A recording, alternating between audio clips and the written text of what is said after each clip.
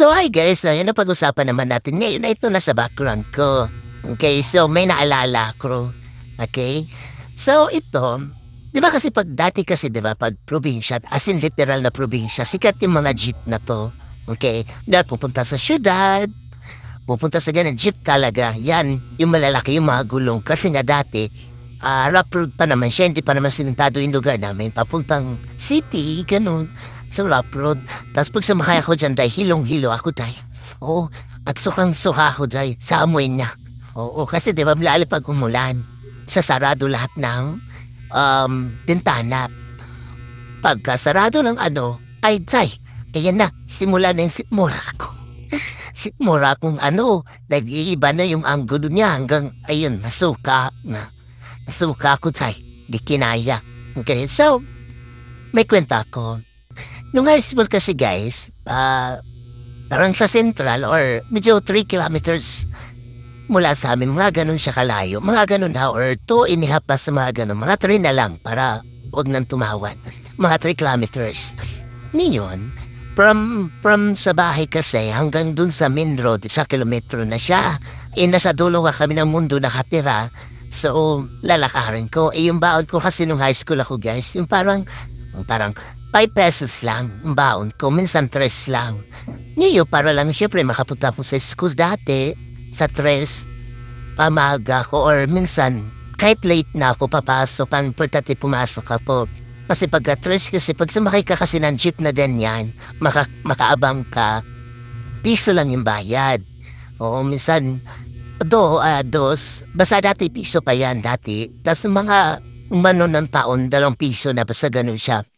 Ngayon, naranasan ko yung doon ka sa top yun, doon ka sa Tagalog, yung basta sa tuktukan ng bubong ng jeep. Oo, dahil, kasi dati kasi nung high school na ako, 3. Swerte na pag mag 5 pesos yung baon ko. So, kadalasan talaga 3 or 5, ganon. Tapos pagka ibabaon ako ng kanin, ako lang ba, tapos ulam, para din ako uwian, siyempre saan nga ba Tapos minsan naman, sabay ako sa mga kaklase kong may ulam siya. Siyempre, di ba, tanong kaya, ano ulam mo? Ganun ako, wala. Hingi ako ng mga ulam sa kaklase ko, ganyan. Minsan naman, bibili ng pansit. Alam mo yung pansit na wala namang kalaman-laman, basta lang. Tapos, siyempre, para estudyante ka, medyo mura-mura lang, bigay lang press, makakabili ka na, ganun, depende. Tapos, pag uwian na, siyempre, dati kasi may mga tricycle naman, siyempre, mas mahal pag tricycle. Minsan utangin, tapos ate ko na yung magbabayad, gano'n ba? Tapos minsan naman, tawag dyan, wala talaga lalakarin ko. Tapos pagka, pag meron ako piso, kasi minsan nagtitira talaga ako ng piso dati guys, kasi syempre pa uwi ko, minsan naman, may daanan naman, malakad naman siya, pero, ano pa tawag dito? Shortcut, pa-shortcut siya sa ibang way, ganun. Alam, medyo pag madiliman ka, pero, siyempre, better pa rin yung makakasaray ka, siyempre, pagod, diba? Pero minsan, kadalasan naglalapad, ganun, po kilometers, kaya, ngayon, sanay ako sa laparan. Tapos, back tayo sa topic natin. So, yun na nga yung jeep, tapos, pag jeep, yan lang talagang meron. Meron naman tricycle, pero syempre mahal, medyo mahal, may price siya. Syempre kami nun, wala pa naman akong pera nun. Tapos, yun, pagka-uwian namin galing school, mag-aabang kami ng mga jeep, tara akit kami sa taas. Sa pinakatuktok, naranasan ko talaga. Tapos grabe pa magpatakbo yung jeep, kulang na lang, liliparin ka at kapit ka ng kapit. Tapos pagdating dun sa may pantuto sa banda sa amin, nalalakarin mo na naman 1 kilometro.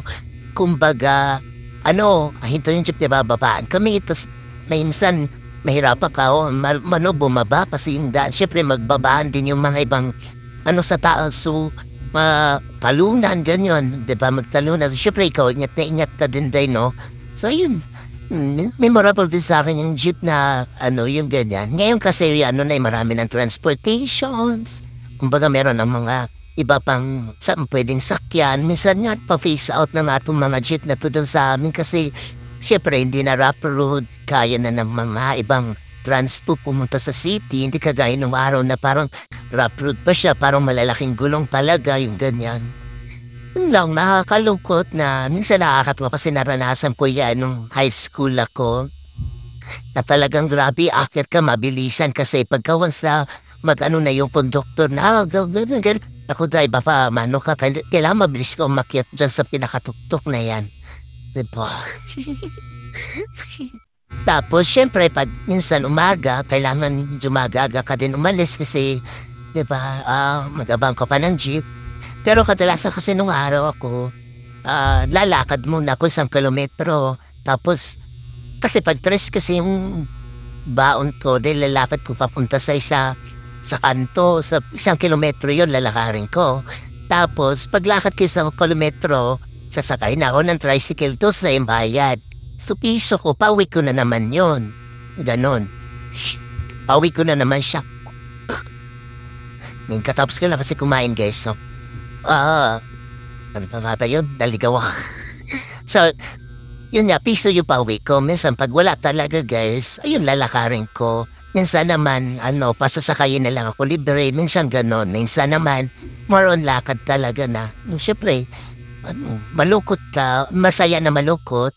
Siyempre, pag-uwi mo sa bahay. Diba? Pero okay lang, worth it naman yung ko dati na experience ko, gayon. Tapos, wala, na-share ko lang sa inyo. Ito diba, yung jeep na yung mga ganyan jeep dati, ay grabe, ang sikat talaga ng grabe din magpatakbo niyan. Diba? Mabisay, dati kasi sa amin, hindi pa siya sementado, rough road pa talaga. So, talaga yung jeep eh. Kasi di ba yung mga butas-butas sa daan, dyan talaga ako nahilo. Grabe talaga sila. My God, kakasuka mo lang, susuka ka ulit. Tapos, parang ang lamig ng katawan mo. Nagja-jacket yan na pinagpawisan ka lahat na ramdaman mo. Biyahilo o biyahilo. Ganun. So, yun lang naman kwento ko sa inyo. Share ko lang high school ako. Tapos, meron din kami sabay din may mga babae namin kaklase. Akit din sila dyan sa taas. Kasi nga, siyempre nung araw talagang hirap talaga ng buhay dahil parang namabalat yung boses ko. So, sila, akit din. Talagang akyatan. Gano'n talaga ang buhay namin nung araw. Nung araw, parang panda po na.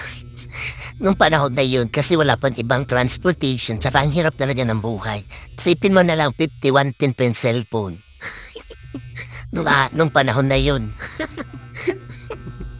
So, ayun lang guys, share ko lang yung kwento ko. Ikaw, naranasan mo rin bang sumakay ganyan? Nung high school ka? Oo, diba? So, yun lang. Bye!